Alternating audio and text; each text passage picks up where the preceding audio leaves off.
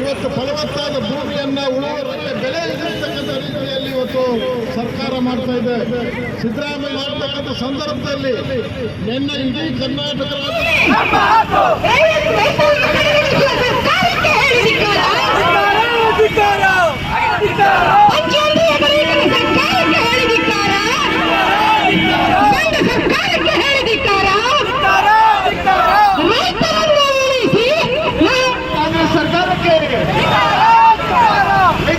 ಸರ್ಕಾರಕ್ಕೆ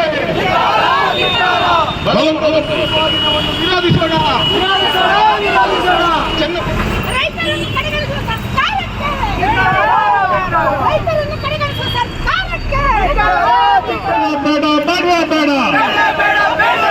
ರೈತರನ್ನ ಅರೆಸ್ಟ್ ಮಾಡಿರುವಂತ ಸರ್ಕಾರಕ್ಕೆ ಹೇಳಿದ್ದಾರೆ. ಜಾತಿ ಹೋರಾಟ ಮಾಡ್ತಾ ರೈತರ ಬೇಡ ಬೇಡ ಬೇಡ ಬೇಡ. ಪ್ರಗತಿಪರ ರೈತರ ಹೋರಾಟ ಯಶಸ್ವಾಗಲಿ ಯಶಸ್ವಾಗಲಿ. ರಾಜ್ಯ ಮಟ್ಟದಲ್ಲಿ ನಡೆಯುವ ಪ್ರಗತಿಪರ ಎಲ್ಲ ಭೂಮಿಗಾಗಿ ನಾವು ಹೋರಾಟ ಮಾಡ್ಕೊಂಡು ಬಂದಿರೋದು ರೈತರು, ಬೇರೆ ಯಾರದೇ ಭೂಮಿಗಾಗಿ ಅಲ್ಲ. ನಾಚಿಕೆ ಆಗಬೇಕಾಗುತ್ತೆ ಇವತ್ತಿನ ದಿನ ಸರ್ಕಾರಗಳಿಗೆ. ನಿನ್ನೆ ಅಷ್ಟು ಒಳ್ಳೆ ರೀತಿಯಲ್ಲಿ ಅಷ್ಟು ಸಂಯಮದಿಂದ ಒಂದು ಸಭೆಯನ್ನ ಮಾಡ್ತಾ ಇದ್ದೀವಿ. ಅದು ಅಂತಿಮ ಸಭೆ ಅಂತೇಳಿ ಒಂದು ತೀರ್ಮಾನ ಮಾಡೋಣ ಅಂತ ಬಂದಾಗ 6:30 ಪೊಲೀಸ್ನವರು ಏಕಾಏಕಿ ನಿಕ್ಕಿ ಅದೇನು ಮನುಷ್ಯರನ್ನ ಇಳ್ಕೊಂಡೋಗೋ ರೀತಿನ, ಅದು ಮೃಗಗಳ ರೀತಿ ವರ್ತಿಸ್ತಾರಲ್ಲ, ಅವ್ರಿಗೆಲ್ಲ ಮನುಷ್ಯತ್ವ ಇಲ್ವಾ? ರಾಜ್ಯ ಸರ್ಕಾರ ಏನು ಮಾಡ್ತಾ ಇದೆ? ನಿದ್ದೆ ಮಾಡ್ತಾ ಇದೆಯಾ? ಬೆಳಗ್ಗೆ ಒಂದು ಮಾತು ಸಂಜೆ ಒಂದು ಮಾತು ಮಾತಾಡ್ತಾರೆ.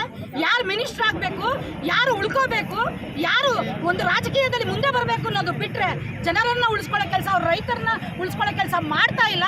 ಇದು ಬಹಳ ಬಹಳ ನೋವಿನ ಸಂಗತಿ. ಸನ್ಮಾನ್ಯ ಮುಖ್ಯಮಂತ್ರಿ ಸಿದ್ದರಾಮಯ್ಯನವರೇ, ನಿದ್ದೆಯಿಂದ ಎದ್ದು ರೈತರನ್ನ ಉಳಿಸ್ಕೊಳ್ಳಿ.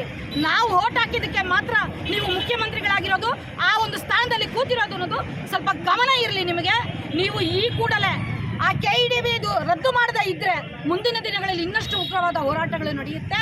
ಅಲ್ಲಿ ಯಾರಿಗಾದರೂ ಸಾವು ನೋವುಗಳಾದರೆ, ನಷ್ಟವಾದರೆ ರಾಜ್ಯ ಸರ್ಕಾರವೇ ನೇರವಾಗಿ ಹೊಣೆ ಅಂತೇಳಿ ಈ ಮೂಲಕ ಎಲ್ಲ ಪ್ರಗತಿಪರ ಸಂಘಟನೆಗಳಿಂದ ಎಚ್ಚರಿಕೆಯನ್ನು ಕೊಡ್ತಾ ಇದೆ.